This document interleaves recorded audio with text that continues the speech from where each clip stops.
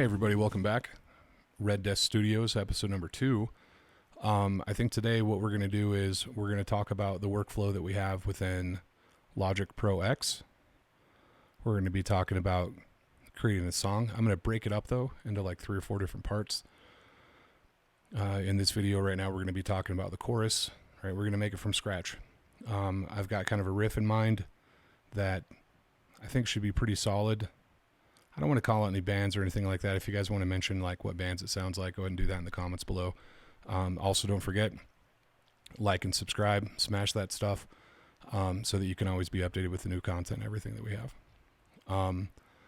So let's get right into it.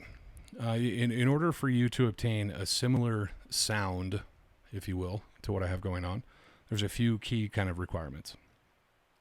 Decent preamp, audio interface, guitar, obviously. This is an RGIB 602 iron label from Ibanez. It's got EMGs in it. I'm sure that you guys are probably familiar with the guitar from the first video.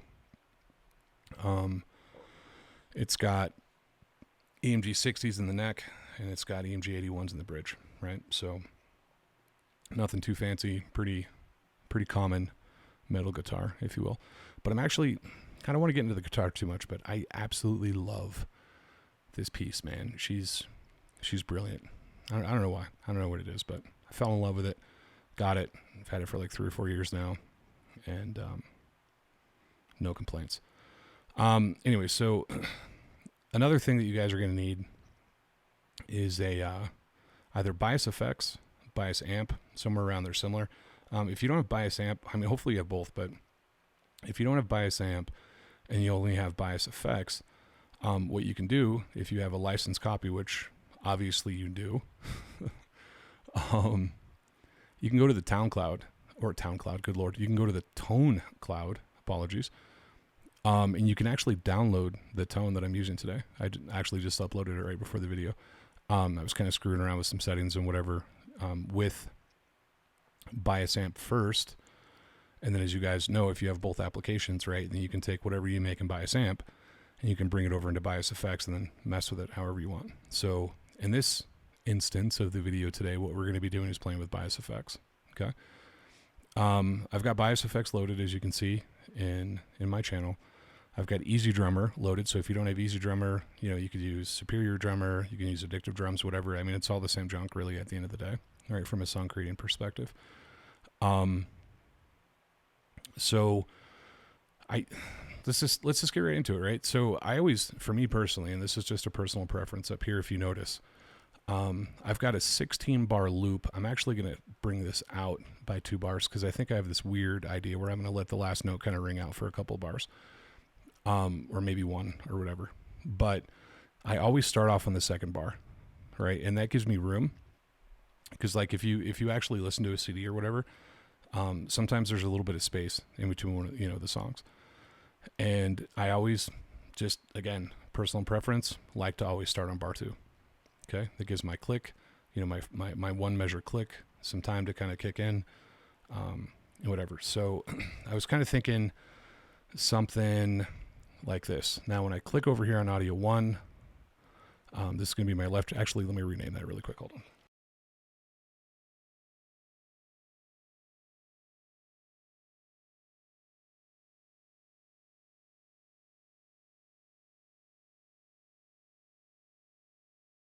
So if you notice from a naming convention perspective, right, I've got my DI, right, direct input or direct injection, guitar left and then right. And I've got both of these panned, hard left and hard right.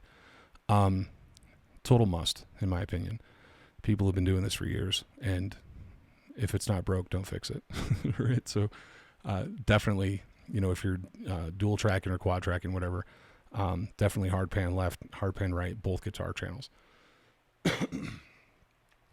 So I had kind of an idea, like this. Hold on.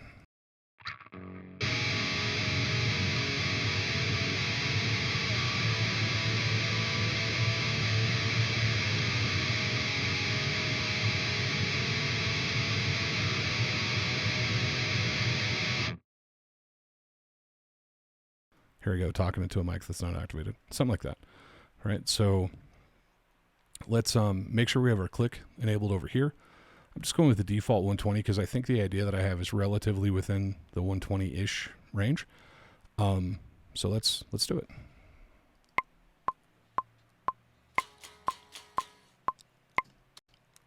Let's try that again.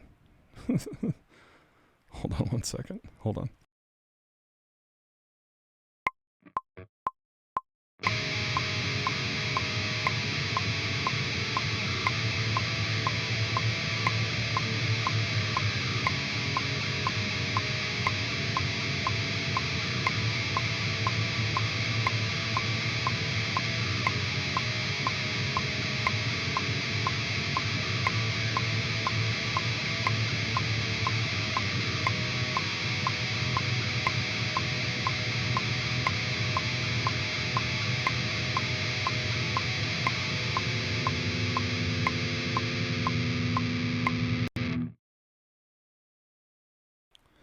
And that was that long note kind of hangout, okay, that I was talking about a couple of seconds ago. So here in our DI left, you know, I've got, again, this setup that I made. It's an angle setup. It's got an impulse response behind it. So it's actually not a default bias amp or bias effects cab. It's actually an impulse response. Okay. And that's the cool thing. That's why I uploaded it into the tone cloud, because you guys might not have the impulse response. So if you want something very similar, this is what we have going on right now. Okay. Anyway, so what I'm going to do, I'm on a Mac, obviously, because I'm using Logic. So I'm going to hit Option, and I'm just going to click and drag this over here into the second guitar. Okay, remember, this is the right track. So what we're going to do now is we're going to track the right guitar. Okay, so, you know, again, this is what it sounds like. Pull the click off.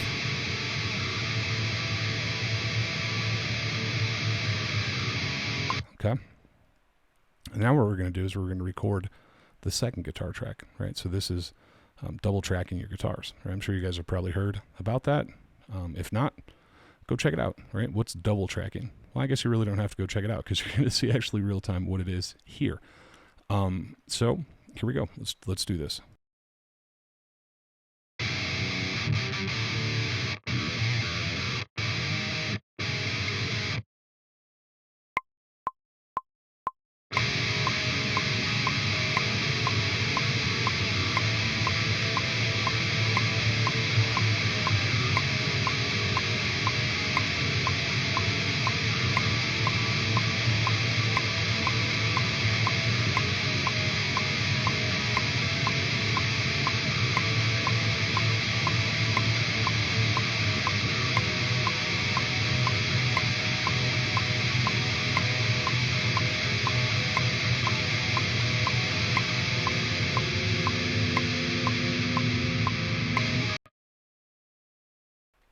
There we go. So actually now I'm just going to crank off the guitar. I think it's pretty freaking solid, actually. Hold on.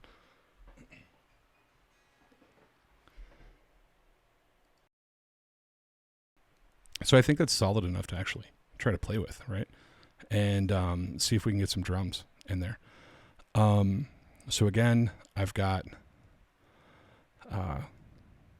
EzDrummer. I do have a few expansion packs, right? So this is the Dark Matter expansion pack. It's really important to note that currently I've got it on the original mix.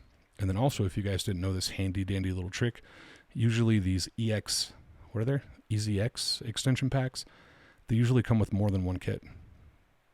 So if you click on one of the little arrows, like here, and go down to kits, the default one is this Abyss kit. And then I bring it on the White Light kit because I just enjoy how that sounds a little bit. And then what we're going to do is we'll adjust the toms, because I'm actually a Star Classic fan from Tama. It sounds a little better. We're going to switch these over to Tamas really quick. Here we go. Cool. Sounds good to me. Right?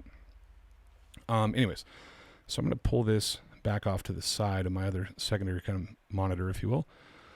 And what we're going to do now is we're going to look for something that kind of matches. I've got a feel, I've got a general feel, and there's an automated kind of way that you can do this with, artificial intelligence and all that stuff, but I'm old school. And I'm just going to, I know it's a straight 4/4, right? And I know that I want to start off with some kind of cymbal variation, right? So I'm going to go into the Metal Foundry, okay, and I'm going to select the last straight 4/4 in the list, because I know that's a slower tempo. Like if you guys have used this for a while, you know the same thing that I know. So we're going to play this. I'm going to take off the metronome.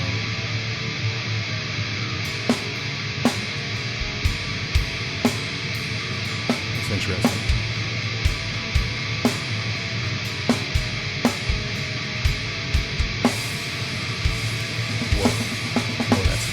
That's got to be it right there. Interesting. Okay.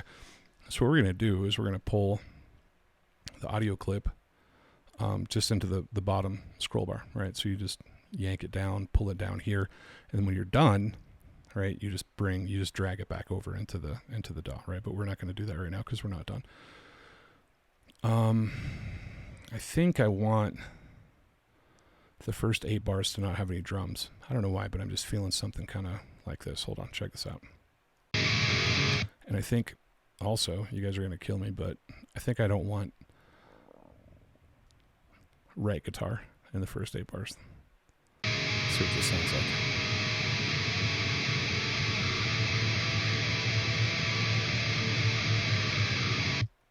Oh, I lied.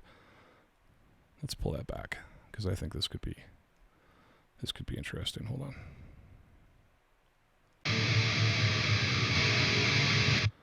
Okay. So now we've got, remember, it's all about build-up, right? So here's our build-up. And I'm going to do some searches over here for some fills.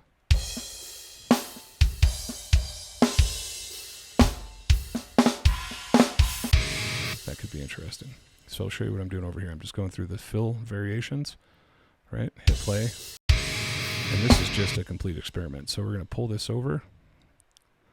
And I know that I don't want to have like a full 2 bars, so I'm going to bring this back a little bit, right? We're going to go test this really quick. Oh, wait, I need to be back on 6. Hold on. That's completely my bad. Let's try that. Okay. Might give it 1 bar.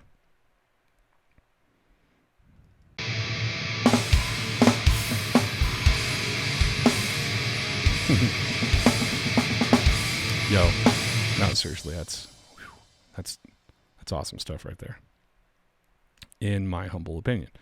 So, let's see what that sounds like. Stop. So I'm not going to play it, all over and over and over again, but we'll start off here at like bar 4.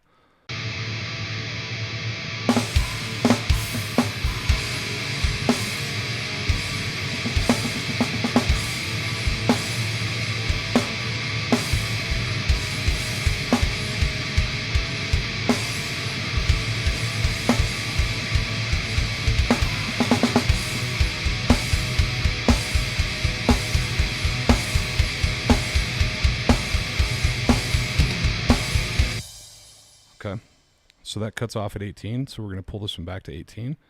Let's try that. Oops.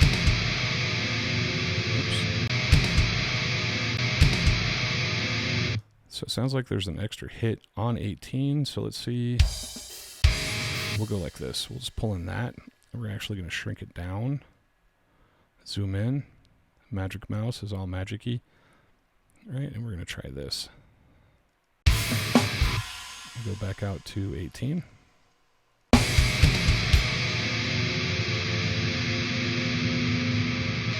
Yo. I don't care who you are. I don't remember what that guy's name was. I don't care who you are, but that stuff right there is sick. Anyways, so literally, I mean, I've been just sitting here for a couple of minutes, double track some guitars. I mean, don't get me wrong. I mean, I kind of came in with a, kind of sound. But right now it's freaking solid, right? And we don't even have any EQ or anything yet. So I'm going to spend a couple of minutes. We'll dial in the guitar tone a little bit, right? Because I really don't want to go over 20 minutes on this video, because remember, this is going to be like a 2 or 3 part video. So what I'm going to do is I'm going to pull this down, both instances of bias effects, and I'm going to drop in an EQ. Okay. Now with this EQ, what we're going to do is we're going to remove the stuff that we don't. Let's try that again. We're going to remove the stuff that we don't want. Okay. So I guess I'll solo both of these. Hold on. Check, check. All right, everything's in order. Now, usually what I do always from a guitar perspective, especially in Logic, I'll just kind of move these little points around, because I know that I'm going to have more processing on the top end and a little bit less on the lower end. Okay, so what we're going to do is we're going to remove, I don't know, I'm going to say like everything below 100 hertz, give or take. And then I'm going to pull out everything above, right now, 10K approximately. Let's see what this does.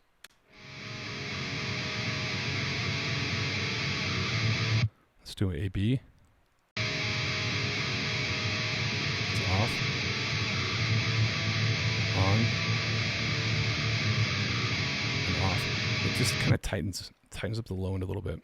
And it gets rid of everything below 100 hertz, which from a guitar perspective, I mean, you don't need that anyway, because that's what your bass is going to fill in, right? And then everything above 10K, you really don't need that either, right? So essentially, what we're going to do now, sorry, completely got interrupted by a 3-year-old. So anyways, again, we scooped out below 100. We removed everything above 10K, right? We were doing an A/B test. This is with it on, and then with it off. On, and literally, guys, it just tightens it up, okay? So now what we're going to do is we're going to get into some interesting kind of cuts, okay? I don't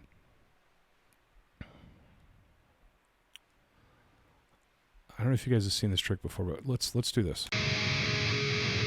And what we're doing is we're just kind of bringing the Q, in tight, and we're going to boost the gain at a specific frequency, and that will allow us to hear the frequencies that are actually trash, right? And with these frequencies, once we're done finding that kind of hummy whatever sound, we're going to drop, we're actually going to cut out these frequencies from the EQ perspective on the guitar. Okay, so check this out. Right, we can hear that, that's gnarly, right? So we'll start there. So we're going to pull this down. I'm actually going to widen the Q on this a little bit. Got interrupted again. So here, remember, we just made this cut, right? What we're going to do is we're going to widen the Q out just a little bit.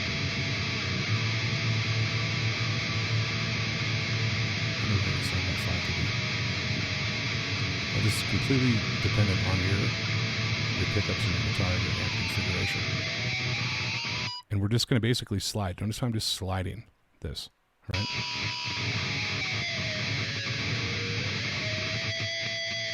That looks pretty ugly. I'm going to pull that one down. Remember what I said, most of the guitar processing's on the top end. That's why I kind of just moved everything and scooched it over here to the right.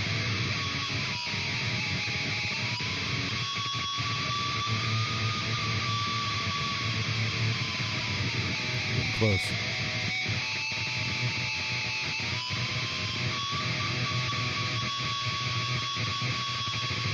Pull that one down.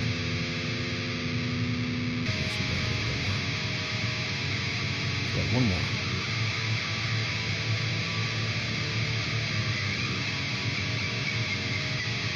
This is tough. There we go. Alright. Not bad. A/B. Off. On. Sounds tighter overall in general. Right? Let's keep it a little bit wider here.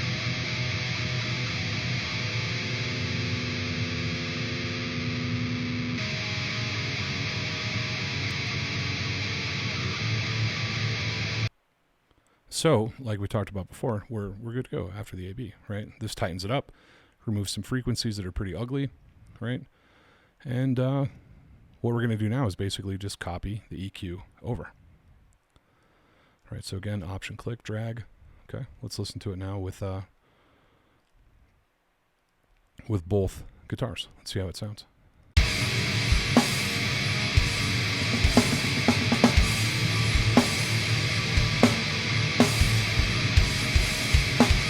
Sounds pretty darn good to me.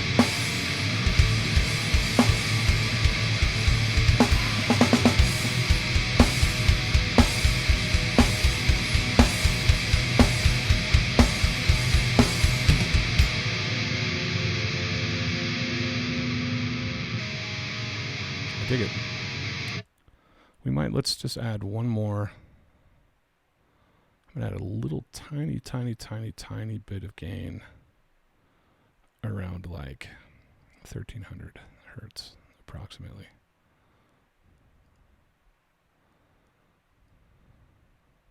Let's see how this sounds. Hold on. Let's see what this does.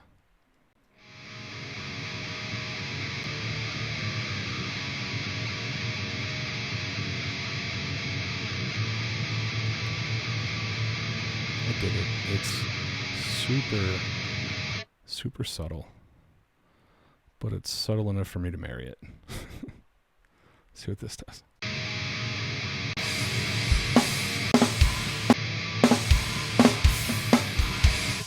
Now remember, I said that we were making a chorus, right? So this is a chorus, okay? And it's also an intro.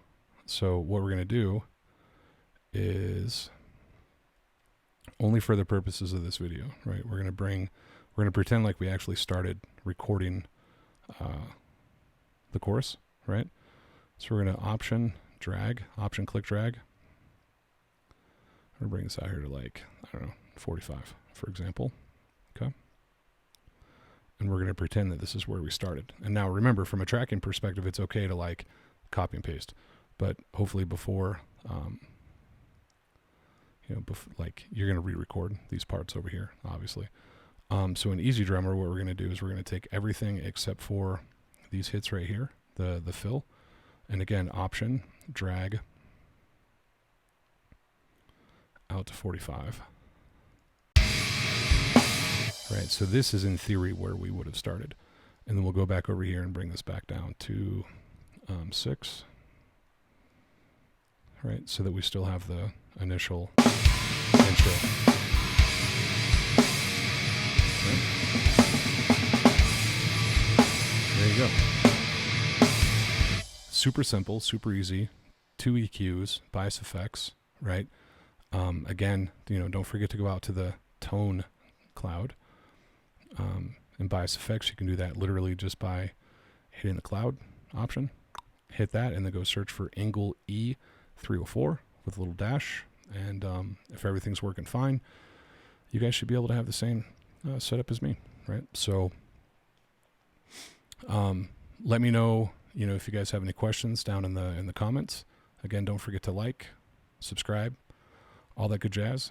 And, I'll be here making more videos for everybody. So I hope you enjoyed it and have an amazing, fantastic evening. Again, as always, mahalo for the support. And we'll be jamming out soon. Oh, don't forget, there's 2 more or 3 more other videos back here, right? Because we still need to make a verse, bridge, etc. And then record all the guitars, right? So that everything's legit from a performance perspective. So anyways, I'm out. Laters, guys. And again, thanks for hopping in.